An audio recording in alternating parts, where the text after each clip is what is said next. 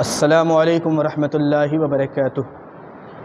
جمعہ کا بیان شروع کرنے سے پہلے ان تمام ناظرین سے گزارش ہے جو ہمارے چینل پر پہلی دفعہ آئے ہیں، چینل کو سبسکرائب کر لیں، ویڈیو کو لائک اور شیئر کریں اور زیادہ سے زیادہ لوگوں تک پہنچائیں۔ شکریہ۔ السلام علیکم ورحمۃ اللہ وبرکاتہ۔ الحمدللہ رب العالمین والعاقبۃ للمتقین والصلاة والسلام علی سید الانبیاء والمرسلین، اما بعد، اعوذ باللہ من الشیطان الرجیم،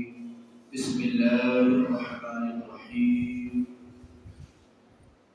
ثانی اثنین اذ هما فی الغار اذ یقول لصاحبہ لا تحزن ان اللہ معنا۔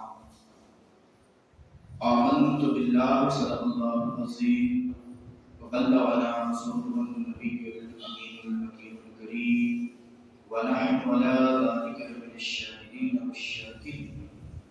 والحمد للہ رب العالمین۔ معزز سامعین کرام اور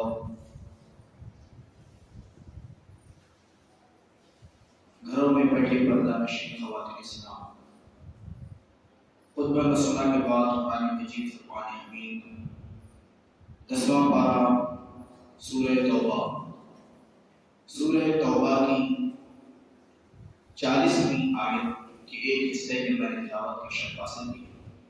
اور اسے آج اپنے تقریر کا عنوان بنایا۔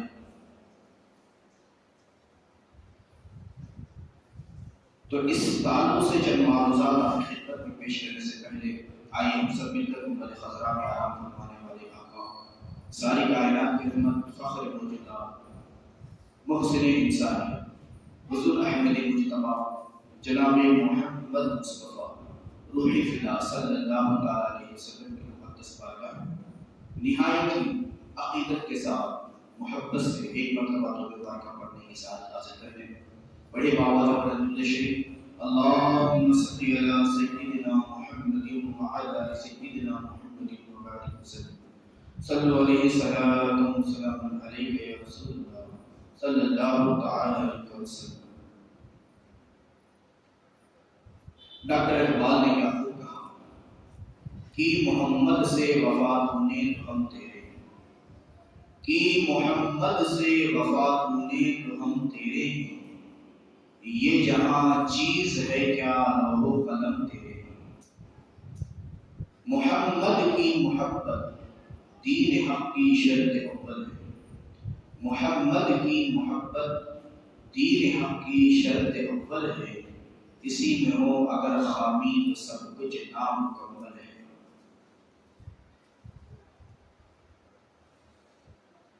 معزز سامعین کرام،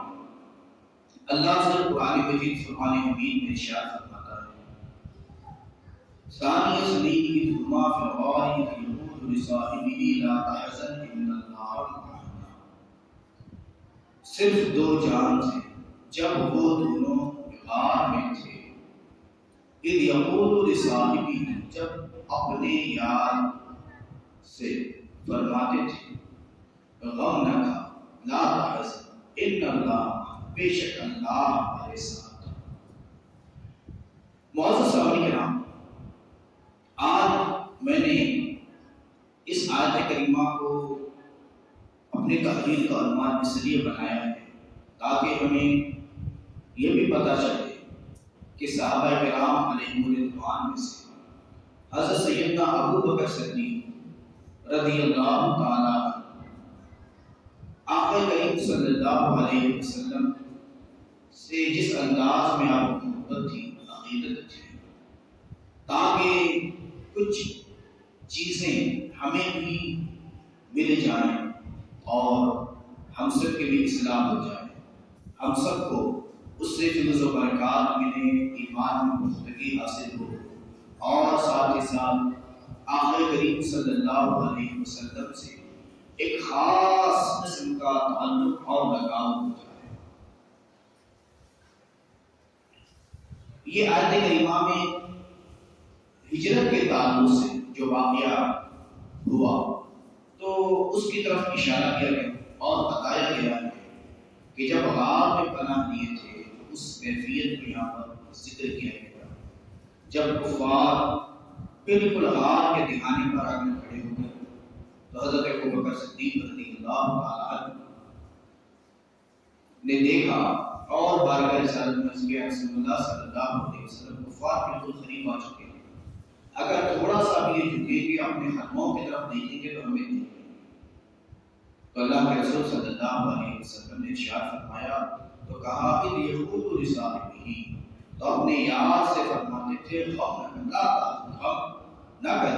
ان اللہ معنا، بے شک اللہ ہمارے ساتھ۔ حضور نے صرف یہ نہیں فرمایا کہ اللہ صرف میرے ساتھ، بلکہ حضور نے فرمایا ہم دونوں کے ساتھ اللہ سے۔ فَأَنزَلَ اللَّهُ سَكِينَتَهُ عَلَيْهِ وَأَيَّدَهُ بِجُنُودٍ لَّمْ تَرَوْهَا، تو پھر اللہ سے فرماتا ہے تو اللہ نے اس پر اپنا سکینہ اتارا اور ان فوجوں سے ان کی مدد کی جو تم نے نہ دیکھی۔ تو اللہ سبحانہ نے جو ہے وہ سکون کی جو کیفیت ان کے دلوں پر ڈالی، تو اس کے تعلق سے یہاں پر فرمایا گیا۔ معزز سامعین کرام، حضرت ابوبکر صدیق رضی اللہ تعالیٰ عنہ کی ذات کوئی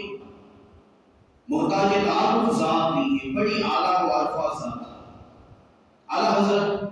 مجدد دین و ملت الشاہ امام احمد زغال فاضل بریلوی رحمۃ اللہ تعالیٰ علیہ فرماتے ہیں کہ دنیا میں نبی مکرم صلی اللہ علیہ وسلم جیسا کوئی پیر نہیں، اور حضرت ابوبکر صدیق رضی اللہ عنہ جیسا کوئی مرید نہیں، اور جو محبت اور عقیدت حضرت ابوبکر صدیق رضی اللہ تعالی عنہ نبی مکرم صلی اللہ علیہ وسلم سے کی، کوئی اور ویسے مثال نہیں۔ ہم اس تعلق سے بھی اچھی طریقے سے ذہن نشین ہو جائے، اور ساتھ ہی ساتھ یہ بات بھی یاد رکھیں کہ ہم اہل سنت والجماعت کا متفقہ عقیدہ ہے کہ تمام انبیاء کے بعد سب سے بڑا مرتبہ حضرت سیدنا ابوبکر صدیق رضی اللہ تعالی انبیاء کے بعد، تو تمام صحابہ سے افضل اور تمام امت کے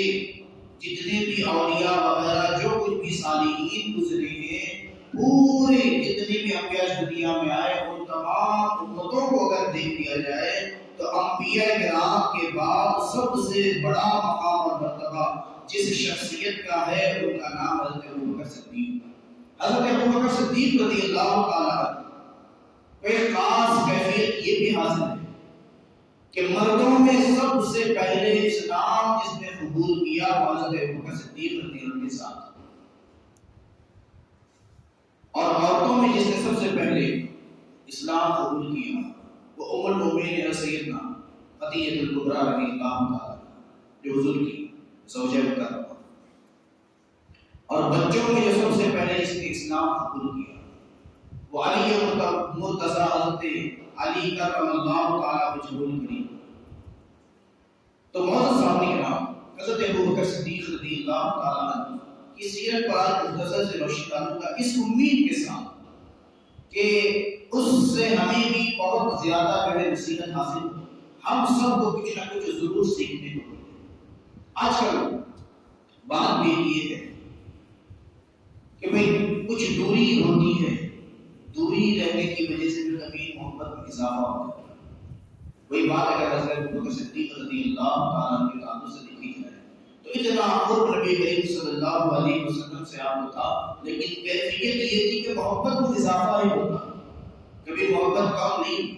حضرت ابوبکر صدیق رضی اللہ تعالیٰ عنہ کی ذات گرامی وہ ذات گرامی ہیں جنہوں نے اس انداز میں خدمت کی کہ خود بھی نبی کریم صلی اللہ علیہ وسلم کی خدمت فرمائی، ان کی پوری اولاد بھی نبی کریم صلی اللہ علیہ وسلم کی خدمت، ہر اعتبار سے خدمت، جان کے اعتبار سے بھی خدمت، مال کے اعتبار سے بھی خدمت کی، اپنی اولاد کے اعتبار سے خدمت کی، ہر اعتبار سے نبی کریم صلی اللہ علیہ وسلم کی خدمت کا جنہوں نے فریضہ اور حق ادا کیا وہ صرف اور صرف حضرت ابوبکر صدیق رضی اللہ تعالیٰ عنہ کی ذات کہ جس کے تعلق سے ملتا ہے، جو غار ثور کو گئے انہیں پتا ہے کہ کتنی اونچائی پر وہ غار ہے، لوگ اس کی زیارت کے لیے بالکل صبح کے وقت جاتے ہیں اور بڑی مشکل سے پہنچتے ہیں، دیدار کرتے ہیں، شرف حاصل کر کے واپس چلے جاتے ہیں۔ اور آج بھی جو ہے وہاں پر قریب میں، بہت بالکل قریب میں بھی آبادی ہے۔ تو حضرت ابو بکر صدیق رضی اللہ تعالیٰ نبی کریم صلی اللہ علیہ وسلم کو جب ہجرت کی راہ لے چلے، کیسے صورت معاملہ یہ تھا کہ وہ کبھی نبی کریم صلی اللہ علیہ وسلم کے آگے آگے چلنے لگتے، کبھی حضور کے پیچھے پیچھے چلنے لگتے، کبھی بازو چلنے لگتے، کبھی اس بازو چلنے لگتے۔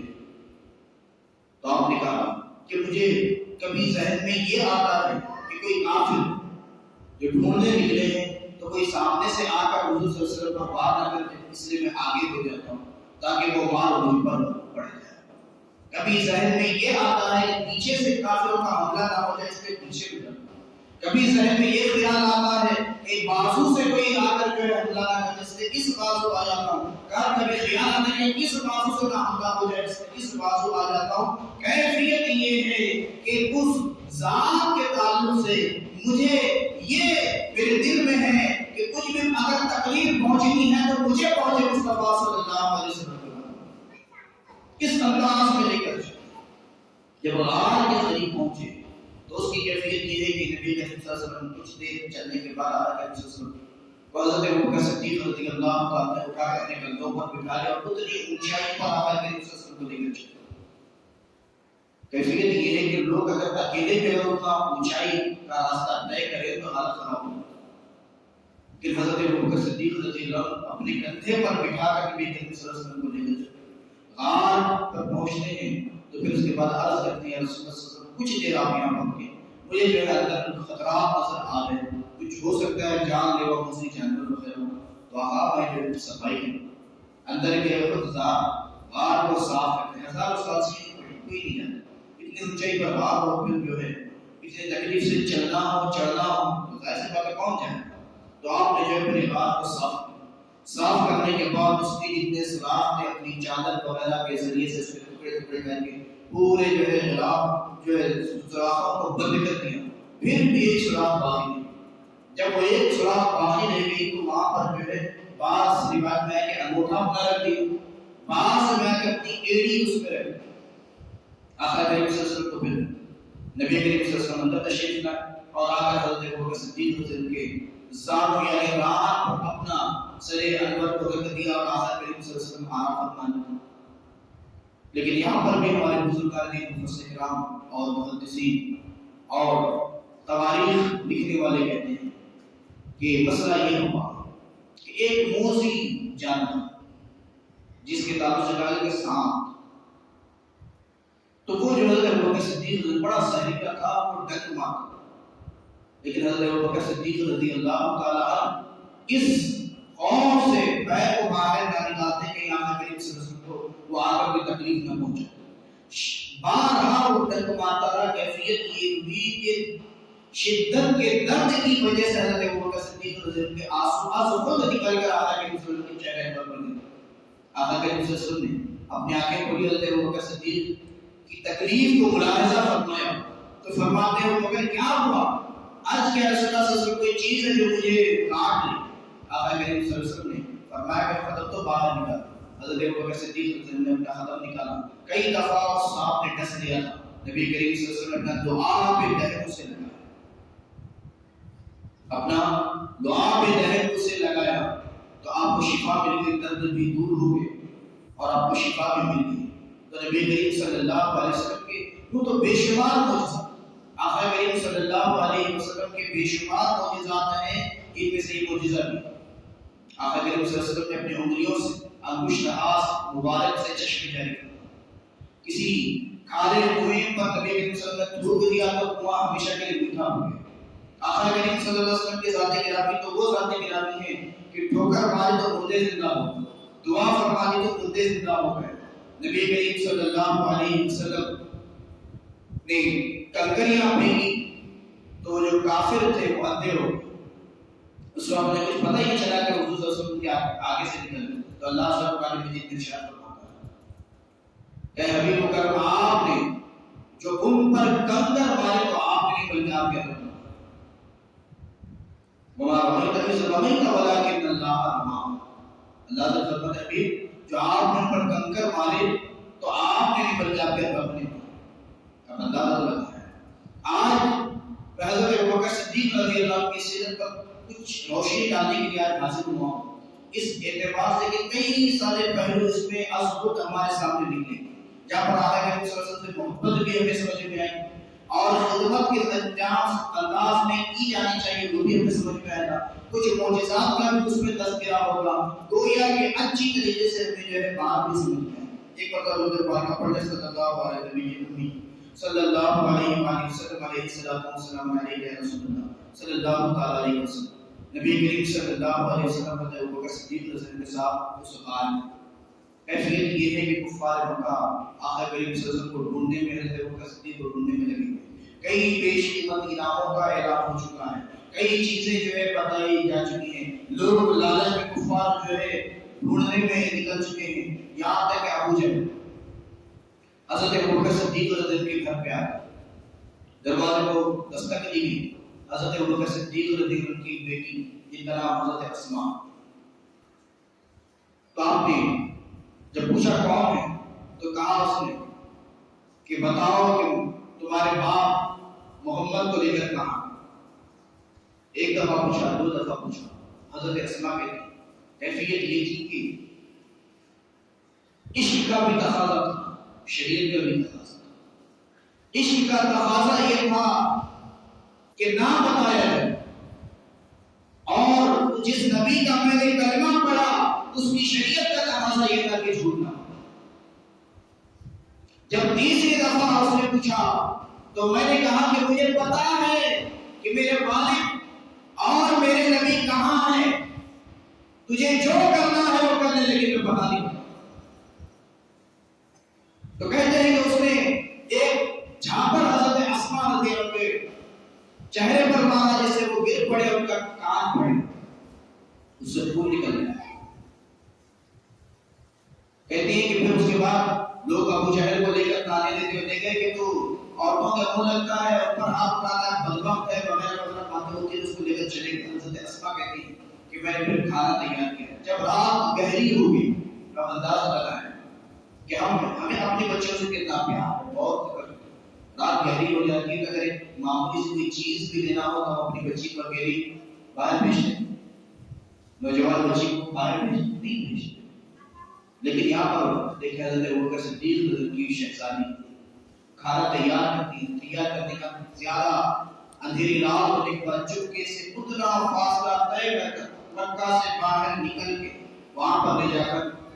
ٹفن پہنچا کر آتی ہے، وہ اچھی طریقے سے بات کر لیتی، لیکن باپ کی نظر جب پڑی تو پوچھا کہ کیا ہوا، تو انہوں نے بہت کوشش کی کہ نہ بتائیں، لیکن آخر کار جب اپنے سر سے اس دوپٹے کو ہٹا کر انہوں نے بتایا کہ مسئلہ ایسا ہوا کہ آپ کے جانے کے بعد کفار آج انہوں نے اس طریقے سے سلوک کیا، تو آقا کریم صلی اللہ علیہ وسلم نے اپنے دونوں ہاتھ بارگاہ خداوندی کو اٹھا دیا اور دعا کرتے پروردگار تو جانتا ہے کہ ابو بکر مجھ سے کتنی محبت کرتے ہیں، اور تو یہ جانتا ہے کہ ابو بکر اور اس کا کہ گھر والے میری کیسی خدمت کرتے ہیں، تو ان کا ایک بہترین بدلہ سبحان اللہ۔ حضرت ابوبکر صدیق رضی اللہ عنہ نے جو ہے اپنے غلام حکم دیا تھا، اپنے بیٹے کو حکم دیا تھا کہ مویشی جو ہے غار سے کچھ دوری پر جو ہے چرائے جائے، جب رات اندھیرا ہونے لگے ان کو غار کی قریب لایا جائے تاکہ شام میں میرے آقا محمد مصطفیٰ صلی اللہ علیہ وسلم کو روز تازہ دودھ ملے۔ خدمت کا یہ طریقہ، اس انداز میں خدمت، جس انداز میں انہوں نے خدمتیں انجام، کئی دفعہ آقا کریم صلی اللہ علیہ وسلم کے فرمانے پر اپنی عزیز ترین ماں کو بے دریغ دین کے لیے مصطفیٰ صلی اللہ علیہ وسلم کی خدمت کے لیے قربان کیا۔ حضرت بلال کو بیش قیمتی قیمت پر خرید کر آقا کریم صلی اللہ علیہ وسلم کی خدمت میں لے جا کر حاصل کر، خود بھی حضور کی غلامی میں لگ گیا، اپنے اولاد کو حضور کی غلامی میں لگایا، اس انداز میں خدمت انجام دی کہ جس کا دوسری کوئی مثال نہیں۔ پھر جب مدینہ منورہ پہنچے تو مسجد نبوی کے لیے زمین دیکھی گئی تو پتہ چلا کہ وہ یتیم بچوں کی زمین، نبی کریم صلی اللہ علیہ وسلم کے حکم پر حضرت ابوبکر صدیق رضی اللہ عنہ نے ذاتی مال سے اس زمین کو خریدا اور مسجد کے لیے وقف کیا۔ اور کیفیت یہ تھی کہ سب کے ساتھ ساتھ خود بھی پتھر کاٹ کر اٹھا کر لاتے تھے مسجد کو بنانے۔ جو بندہ تو لگا ہے ہم یہاں سے ایک ظاہر تو لے کر چلے، پھر کیفیت یہی تک بس نہیں تھی، کیفیت یہ تھی کہ خود ہی مسجد کی صفائی بھی کرتے تھے، جھاڑو بھی لگاتے تھے، تمام چیزوں کی دیکھ بھال بھی کرتے تھے۔ حضور کے گھر کے چھوٹے چھوٹے کام بھی حضرت ابوبکر صدیق رضی اللہ عنہ نے انجام دیے۔ ایک دفعہ ہمارے نبی صلی اللہ علیہ وسلم نے حضرت ابوبکر صدیق رضی اللہ عنہ کو بلایا اور ایک انگوٹھی دے کر جا کے اس پر اللہ کا نام لکھا۔ حضرت ابوبکر صدیق رضی اللہ عنہ انگوٹھی دی اور جو نام لکھنے والے کے پاس لے جا کر دیا بولے کہ بھائی اس پر اللہ لکھو۔ دو قدم آگے بڑھے کے ذہن میں خیال ہے صرف اللہ کا نام، اس کے نبی کا بھی نام لکھا۔ پھر دوبارہ آیا اگر کہا کہ بھائی اللہ کے ساتھ میرے نبی کا نام بھی محمد بھی چلے آئے۔ جب وقت آیا کہ اس انگوٹھی کو لے جا کر بادشاہ صاحب میں حاضر کرنا، انگوٹھی بادشاہ صاحب میں حاضر کرنے کی آقا کریم صلی اللہ علیہ وسلم نے انگوٹھی کو نکالا، دیکھا تو اس پر نام لکھا تھا اللہ، اس کے ساتھ محمد، پھر اس کے ابو بکر۔ نبی کریم صلی اللہ علیہ وسلم نے ابو بکر کو بلایا، ابو بکر تو نے کیا کیا؟ میں نے اللہ کا نام لکھنے کے لیے کہا تھا، تو نے اللہ کا نام لکھایا، میرا نام لکھا، اپنا بھی نام لکھا۔ حضرت ابوبکر صدیق رضی اللہ عنہ کہہ پڑے، چونکنے کے بعد کہا یا رسول اللہ صلی اللہ علیہ وسلم آپ کے حکم پر میں نے عمل کرتے ہوئے انگوٹھی نام لکھنے والے کو دی، اللہ کا نام لکھا رہا تھا، لیکن میرے ذہن میں یہ خیال آیا کہ اللہ کا نام لکھو صرف اور نبی کا نام نہ لکھو، یہ مجھے گوارا نہ ہوا یا رسول اللہ، اللہ کے نام کے ساتھ میں نے صرف آپ کا نام لکھایا اور میں خدا کی قسم کھا کر کہتا ہوں میں نے اپنا نام لکھنے کے لیے نہیں کہا۔ ابھی آقا کریم صلی اللہ علیہ وسلم کی گفتگو سماعی فرما رہے ہیں حضرت جبرائیل ابھی نازل ہوئے اور عرض کرتے پاک رسالت کو سلام کرنے کے بعد یا رسول اللہ صلی اللہ علیہ وسلم اللہ سے فرماتا ہے کہ اے محمد صلی اللہ علیہ وسلم، ابو بکر کو جب یہ گوارا نہیں کہ خدا کے نام سے اس کے حبیب کا نام جدا ہو، تو خدا کو یہ گوارا نہیں کہ ابو بکر کا نام میرے حبیب کے نام کے ساتھ ہے۔ بتا تو لگا کیسی وہ محبت کی کیفیت کو دیکھیں۔ اور ایک بات آپ کے سامنے سنتے چلو، پھر اس کے بعد میں اور بھی بیان کو آگے کی طرف لے جاؤں اور وقت بھی زیادہ نہیں۔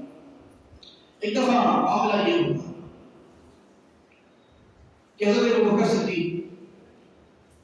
رضی اللہ تعالیٰ صحابہ کرام کی مجلس میں نبی کریم صلی اللہ علیہ وسلم نے ارشاد فرمایا، لوگوں کو مخاطب کیا کہا کہ وقفے سے ملاقات کریں، کچھ وقفہ دے کر ملاقات کریں، بار بار ملاقات نہ کی جائے، وقفے دیا کریں تاکہ محبت میں اضافہ ہو۔ ظہر کی نماز کے وقت یہ فرمایا تو حضرت ابوبکر صدیق رضی اللہ عنہ ظہر کی نماز پڑھے اور چلے گئے، عصر کی نماز میں حاضر ہوئے، نماز پڑھے اور چلے گئے، مغرب کی نماز میں حاضر ہوئے، نماز پڑھے اور چلے گئے۔ حضرت انس بن مالک رضی اللہ عنہ سے نبی کریم صلی اللہ علیہ وسلم نے فرمایا کہ انس کیا بات ہے، ابو بکر نہیں ہے، کیا ہوا؟ ظہر میں بھی ملاقات نہیں ہوئی، عصر میں بھی ملاقات نہیں ہوئی، مغرب میں بھی ملاقات نہیں ہوئی، کیا ہوا؟ تو حضرت انس بن مالک رضی اللہ عنہ فرماتے ہیں کہ میں تو خادم تھا، میں دوڑا گیا حضرت ابوبکر صدیق کے پاس اور کہا ابوبکر بھائی کیا بات ہے، تم ایسا کیوں کر رہے ہو؟ نبی کریم صلی اللہ علیہ وسلم نے ظہر بعد بھی تمہیں یاد کیا، عصر بعد بھی یاد کیا، مغرب بعد بھی یاد کیا، کیا کمال کرتے کیوں نہیں آئے؟ حضرت ابوبکر صدیق رضی اللہ عنہ بڑے بات کے ساتھ میں حاضر ہوئے اور عرض کی یا رسول اللہ صلی اللہ علیہ وسلم آپ نے یاد فرمایا، تو نبی کریم صلی اللہ علیہ وسلم نے ارشاد فرمایا ابوبکر کیا ہوا تم ظہر میں بھی، حالانکہ ظہر میں بھی دیکھا کہ ابوبکر نے نماز ادا کی، عصر میں بھی دیکھا ادا کی ہے، مغرب میں بھی دیکھا ادا کی ہے۔ عرض کرتے یا رسول اللہ صلی اللہ علیہ وسلم آپ نے تو حکم دیا تھا کہ وقفہ کرنے کے بعد جو ہے ملاقات کی جائے، تو اللہ کے رسول صلی اللہ علیہ وسلم نے ارشاد فرمایا ابوبکر یہ تو دوسروں کے لیے، تمہارے تو نہیں لگائے ہو، میں نے تم سے تو نہیں کہا تھا یا تم آیا کرو، تم آتے ہو تو دل لگائے، اب اندازہ لگائے ایسی محبت ہے حضرت ابوبکر صدیق سے، کتنی محبت ہے۔ ایک آخری اس سیرت کے حضرت ابوبکر صدیق رضی اللہ عنہ سیرت کتاب سے آخری واقعہ کے سامنے عرض کرتے ہوئے آج ہم اپنے بیان کے اختتام کی طرف بڑھتے ہیں۔ نبی کریم صلی اللہ علیہ وسلم کسی قبیلے کے صلاح کے لیے تشریف لے جانے، تو تو حکم دیا کہ اگر مجھے آنے میں دیر ہو جائے تو ابو بکر سے کہو کہ نماز پڑھاتے امامت کرتے۔ نبی کریم صلی اللہ علیہ وسلم تشریف لے گئے، کچھ دیر ہو گئی، اللہ کے رسول کے حکم کے مطابق جماعت کھڑی ہو گئی، 2 رکعتیں ہو گئی کہ نبی کریم صلی اللہ علیہ وسلم تشریف لے آئے۔ جب نبی کریم صلی اللہ علیہ وسلم کی تشریف آوری کا صحابہ کرام کو علم ہوا تو صحابہ کرام نے آقا کریم صلی اللہ علیہ وسلم کے لیے جگہ دی، صفیں توڑ کر جگہ، صف تو ٹوٹی لیکن کسی کی نماز نہیں۔ آقا کریم صلی اللہ علیہ وسلم آگے تشریف لائے، یہاں تک کہ صحابہ کرام نے ایک ہاتھ سے دوسرے ہاتھ پر مار کر اشارہ کیا کہ آقا آ گئے۔ حضرت ابوبکر صدیق کے جب پیچھے پہنچے، حضرت ابوبکر صدیق نے جب محسوس کیا کہ آقا کریم تشریف لا چکے ہیں، ایک قدم پیچھے گیا۔ آقا نے فرمایا ابوبکر نماز پوری کرو۔ حضرت ابوبکر صدیق دوسرا قدم بھی پیچھے گئے، پھر دوبارہ فرمایا آقا کریم نے ابوبکر نماز پوری کراؤ، پھر تیسرا قدم پیچھے کر کے بالکل پچھلی صف میں آ گئے۔ نبی کریم صلی اللہ علیہ وسلم نے باقی نماز کو پورا کرا، اس کے بعد فرماتے ہیں ابوبکر میں نے تو کہا تھا کہ نماز پوری کراؤ، لیکن حضرت ابوبکر صدیق رضی اللہ تعالیٰ نے جو جملے کہے وہ بڑی تعریف ہوئی۔ حضرت ابوبکر صدیق رضی اللہ عنہ عرض کرتے ہیں یا رسول اللہ صلی اللہ علیہ وسلم اب ابو قحافہ کے بیٹے کہ اب ابو قحافہ کے بیٹے کی یہ ضرورت تو نہیں کہ نبی کریم صلی اللہ علیہ وسلم کی امامت کرے۔ وہ درد لگا ہے آج اسی کی کیفیت کو دیکھیں، آج ہم بھی اپنے تعلق سے غور و فکر کریں، ہم سمجھنے کی کوشش کریں کہ آج ہماری کیفیات کیا ہیں۔ آج ہم جو چھوٹی موٹی اگر خدمتیں کر لیتے ہیں، چھوٹی موٹی چیزیں ہم کر لیتے ہیں، اللہ اور اس کے رسول اور دین کی خاطر کچھ خرچ کر دیتے ہیں تو ہماری کیفیات کیا بن جاتی ہیں، ہماری سوچیں کیسی ہو جاتی ہیں، ہماری گفتگو کے انداز کیا ہو جاتے ہیں، ہمارے طور طریقے کس طریقے سے تبدیل ہو جاتے ہیں، ہم کس انداز میں جو ہے اپنے آپ کو سمجھنے لگتے ہیں، کس انداز میں اپنے آپ کو پیش کرتے ہیں۔ پھر ایک دور آیا کہ حضرت ابوبکر صدیق رضی اللہ عنہ خلیفہ کیا بنے، خلیفہ بنے۔ دوسرے دن جو ہے سامان تجارت لے کر مدینے کی گلی سے جب گزرتے رہے حضرت ابوبکر صدیق کو دیکھ کر حضرت عمر فاروق نے روک لیا، حضرت علی بھی مل گیا، انہوں نے روک لیا، بولے ابوبکر کہاں جا رہے، کل ہی آپ کو خلیفہ بنایا، آج کہاں جا رہے ہو؟ فرمایا کہ بھائی میں شادی شدہ انسان ہوں، میرے بیوی بچے ہیں، میرا گھر گرہستی ہے، تجارت میرا پیشہ ہے، تجارت نہیں کروں گا تو گھر کیسے چلے گا؟ تو حضرت عمر فاروق نے کہا ابوبکر خلافت کی اتنی ذمہ داری آپ کو دی گئی ہے، آپ اگر تجارت میں بھی اپنا وقت لگائیں گے تو ذمہ داری کیسے ادا کریں؟ آپ کو ہم تجارت کرنے تو نہیں دے سکتے، لہٰذا آپ کا جو ہے بیت المال جو مسلمانوں کا بیت المال ہوتا ہے اس سے آپ کے لیے وظیفہ مقرر کرنا۔ مسجد نبوی میں دیکھتے صحابہ کرام کی جماعت بھی اکٹھا ہوگی، تو نے پھر پوچھا ابوبکر کیا آپ کا وظیفہ مقرر ہے؟ حضرت ابوبکر صدیق رضی اللہ عنہ نے فرمایا کہ مجھے اتنا ہی وظیفہ دیا جائے جتنا ایک مزدور کو دیا جائے۔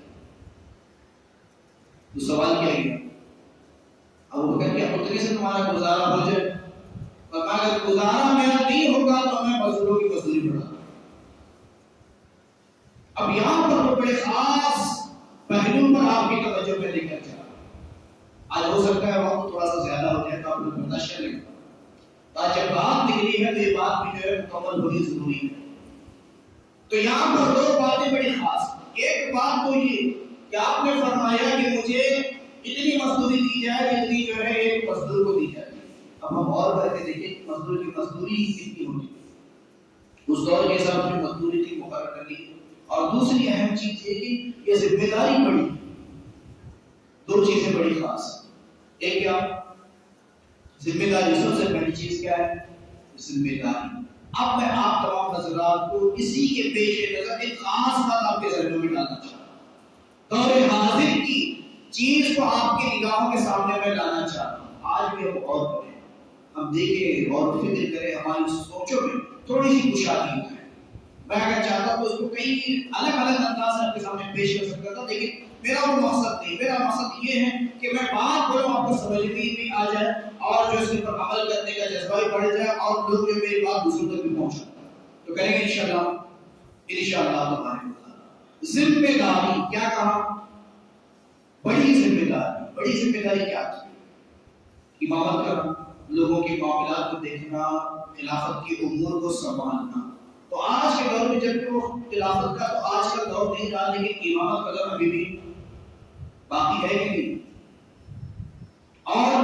یہ حضرت ابوبکر صدیق رضی اللہ عنہ کے دور میں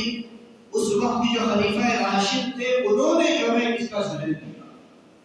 کیا ذکر کیا کہ یہ جو بڑی ذمہ داری ہے اس کی کیفیت یہ ہونی چاہیے کہ ذمہ داری کو نبھانے کے برابر جو ہے اس ذمہ داری کی اجرت دی جائے. اب میں اصل پوائنٹ پر اصل پوائنٹ کیا ہے؟ اصل پوائنٹ یہ ہے کہ آج ہم اس تعلق سے غور فکر کریں، ہم ہماری مساجد کے تعلق سے غور فکر کریں. ہم دیکھیں کہ ہماری مساجد میں امام کو ہم کیا تنخواہ دیں. آج کل مزدور کی روز کی مزدوری کیا چل رہی ہے، امام کی مزدوری کیا چل رہی ہے، مؤذن کی مزدوری کیا چل رہی ہے. اس کی طرف ہم غور کریں، ہم سوچیں اس بات کو بڑی سنجیدگی کے ساتھ. پھر اس کے بعد نتیجے پر پہنچنا ہمارے لیے آسان ہے. نتیجے پر پہنچنا کیا ہو جائے گا؟ پھر آسان ہو جائے گا. کیا نتیجے پر پہنچنا؟ آج کے دور میں مزدور کی مزدوری 600-700، میں غلط تو نہیں کہہ رہا ہوں، صحیح کہہ رہا ہوں، آپ لوگ سب میری بات سے متفق ہوں گے. 600-700 ایک دن کی مزدور کی مزدوری 600 یا 700 روپے. اور امام کی مزدوری کتنی ہے؟ 300، 350 یا 250، بعض جگہ تو 200. مؤذن کی ایک دن کی مزدوری کتنی ہے؟ بہت سے بہت 200 یا 250 یا 225. اب ہم اور تو کر کے دیکھیں. پھر ہمارے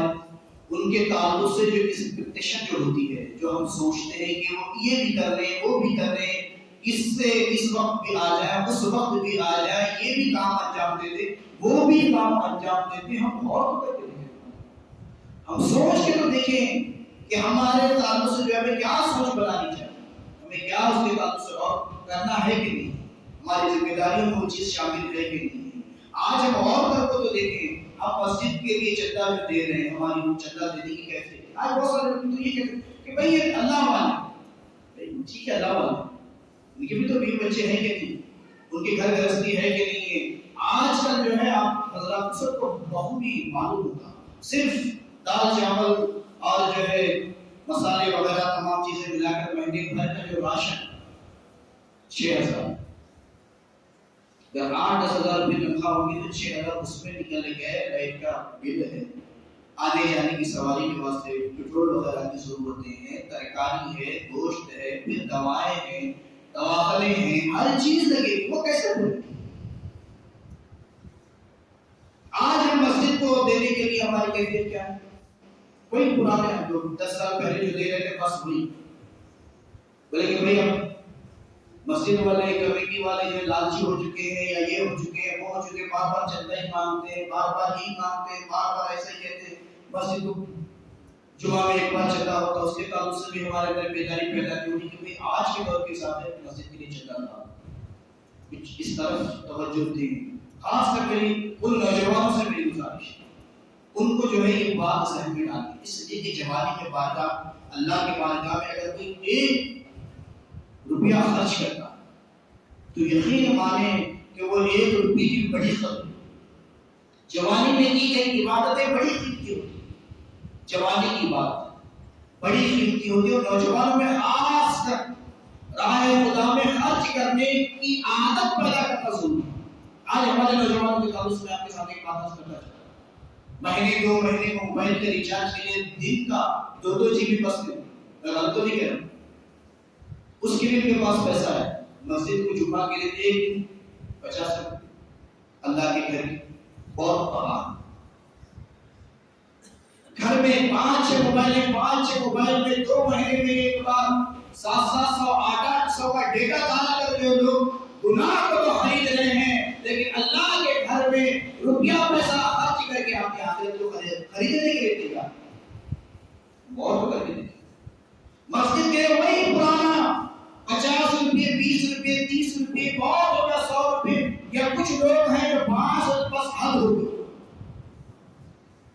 آخرت جس میں ہمیشہ ہے اس کے لیے اتنی کوشش، اور دنیا جس کو سب چھوڑ کر جانا ہے اس کے لیے بڑی محنتیں بڑی کوششیں دن رات اس میں لگے ہوئے ہیں. ہم اور کر کے دیکھیں تو کیا کرتا ہے، اس دنیا میں سب کچھ لگاتے، سب کچھ داؤ پر لگاتے، اپنی زندگی کا ہر لمحہ اس کے لیے لگائے ہوئے ہیں، آخرت کی کوئی پرواہ نہیں۔ حالانکہ دنیا میں ہمیشہ رہنا نہیں ہے۔ آپ حضرات کو یہ بات بارہا آپ نے سنی ہوگی کہ قیامت کا دن میدان محشر میں 50,000 سال کے برابر دن۔ ہمارے بزرگان نے اس کے تعلق سے فرماتے ہیں اگر دنیا کی زندگی کا اس کے مقابلے میں حساب کیا جائے تو ہم نے دنیا میں صرف اس کے مقابلے میں اگر دیکھا جائے 1 منٹ کی زندگی گزاری، اگر 100 سال میں رکھ دیجیے اگر کسی نے 100 سال دنیا میں گزارے ہیں اس میدان محشر کے دن کے 1 منٹ کے برابر اس نے اپنی زندگی دنیا میں گزاری، اس 1 منٹ کے لیے آخرت برباد، کوئی کام نہیں آخرت، اس 1 منٹ کی خوشی کے لیے سب کچھ داؤ پر۔ غور تو کر کے دیکھیں کہ ہم کس کے لیے کریں، حالانکہ وہ ضرورت اس آخرت کی۔ اللہ سے فرماتا متاع دنیا قلیل، اللہ سے صاف فرماتا متاع دنیا قلیل، بہت زیادہ بھی اگر مال ہے دنیا کا وہ بھی جھوٹا، وہ بھی کیا ہے، کم ہے۔ وقت مجھے اجازت نہیں دے رہا، 2 لفظوں میں میرے سامنے چیز کسی نے بتائی تھی وہ آپ کے سامنے پیش کرتا ہوں، شاید آپ کو بھی پتا۔ ایک شخص بڑا مختصر میں واقعہ میں آپ کے سامنے پیش کروں، بڑا آخری بات۔ تو اس نے جو اپنے گھر گیا، کھانے کا وقت ہوا تھا، اس نے کھانا مانگا، اس کو کھانا دیا گیا۔ اس نے کہا کہ میں نے جو چند کھجوریں بھی رکھی تھی وہ کھجوریں لائی جائے، میں کھانے کا کھجوریں بھی کھاؤں گا اور سنت پر عمل کر ثواب حاصل کروں گا۔ تو اس کی بیوی نے کہا کہ وہ کھجوریں تو آپ کے بچے نے اور آپ کے میرا جو بھائی آیا اس نے کھا لی، کھجوریں ختم ہوئی۔ تو اسی وقت کھانا چھوڑ کر شخص اٹھا اور جو ہے گیا، اس کا ایک پلاٹ بڑا قیمتی پلاٹ تھا، فوراً انجینئر کو فون کر کے بلایا، بلانے کے کہا کہ مجھے یہاں پر مسجد تعمیر کرنا ہے، اتنا جلدی یہ تعمیر ہونی چاہیے کہ میری خواہش ہے کہ میں کم از کم اپنی آخری نماز مسجد بنا دوں۔ 30 لاکھ کا چیک لے کر دے دیا اور کہا کہ فوراً مسجد کی تعمیر ہونی چاہیے۔ اسی وقت جیسے اس کے ذہن میں بات کھٹکی، فوراً گیا اور یہ کام انجام دیا۔ پھر دوبارہ کرا کھانے کے لیے بیٹھا تو میں نے پوچھا کہ اتنی اچانک جلد بازی میں گئے بھی اور آپ ہی کے ماجرا کیا ہے؟ تو اس نے کہا کہ تم لوگ میرے لیے 2-4 کھجور نہیں رکھ سکتے، میرے مرنے کے بعد میرے لیے کیا، لہٰذا میں نے اپنی آخرت کا توشہ تیار کرنے کے لیے گیا تھا اور میں عالیشان مسجد بناؤں گا، اس میں نماز ادا کروں گا، رب کی راہ میں میں خرچ کروں گا اپنی آخرت کا ثواب۔ مجھے تم پر جو بھروسہ کرنے یا تم پر جو ہے تکیہ رکھنے کی ضرورت نہیں۔ آپ بتائیں کہ کس انداز میں چل رہے ہیں، کیا ہماری کیفیات ہیں،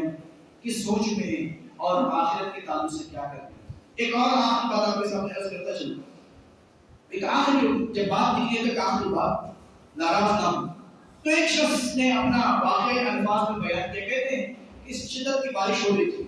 تو ہم نے جو ہے فون لگایا، کس کو، پیزا والا، کس کو فون لگایا، پیزا والا۔ پیزا والا جو ہے ٹائم پر لا کر ڈلیوری دیا۔ تو کہتے ہیں کہ اس شخص نے جو ہے 200 روپے بطور ٹپ اس کو دی اور کہا کہ بھائی آپ کا شکریہ، آپ نے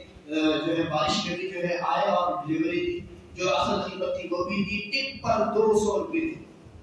اب وہ پیزا لے کر گھر میں، گھر میں اس کے والد گرامی نے بچے کا ہاتھ پکڑا، بٹھایا، پوچھا بیٹے کیا کی؟ بولا کہ اتنی بارش میں سروس دی تھی، خوشی سے 200 روپے دے کر۔ اس کے والد گرامی نے کہا کہ کبھی تم نے اپنے مسجد کے امام یا مؤذن کو کبھی ٹپ دی؟ تو کہتے ہیں کہ اس وقت میرے اندر جو کیفیت پیدا ہوئی، میں نے کہا یا اللہ، میں نے کبھی اللہ کے گھر کی خدمت کرنے والوں کی خدمت نہیں،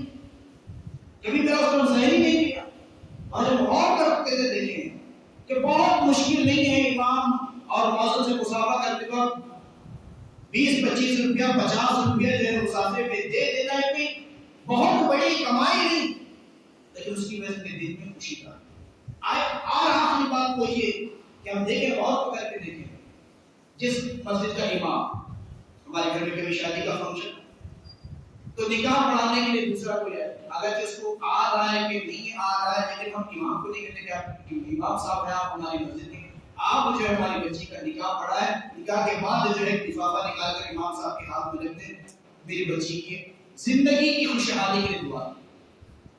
اب انداز لگائیں یہ آپ کی کیفیت کی چھوٹی سی خدمت امام کے دل میں کتنی خوشی لاتی، یہ ذہن پہنچنا چاہیے، انہیں بتانا یہ ضروری ہے کہ امام کے اندر وہ قابلیت ہوتی ہے کہ وہ آج جب آپ کے بچے کا نام رکھ سکتا ہے، اس کی بسم اللہ خانی پڑھا سکتا ہے، تو اپنے اولاد کو نکاح بھی پڑھا سکتا، اس کا نماز جنازہ بھی پڑھا سکتا، لیکن دلوں میں خلوص کو داخل کرنا یہ ضروری، اہمیت کو داخل کرنا ضروری وقت کا تقاضا تو یہ ہے کہ بیان کو ختم کرو۔ اللہ سے بارے میں دعا ہے کہ پروردگار ہم سب کو سننے سے زیادہ عمل کرنے کی توفیق عطا فرمائے۔ واقعہ اللہ السلام علیکم ورحمۃ اللہ وبرکاتہ۔